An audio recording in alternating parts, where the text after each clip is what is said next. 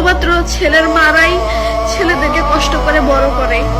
24 ঘন্টায় কয় ছেলেকে কষ্ট করে বিয়ে বড় করছে, ছেলেকে কষ্ট করে বড় করছে, বিদেশ পাঠাইছে।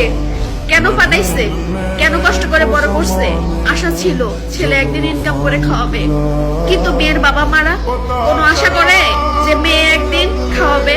আশা করে না। তাদের একটাই আশা থাকে, মেয়েকে ভালোভাবে বড় করবে, লেখাপড়া শিখাবে, বিয়ে দিবে।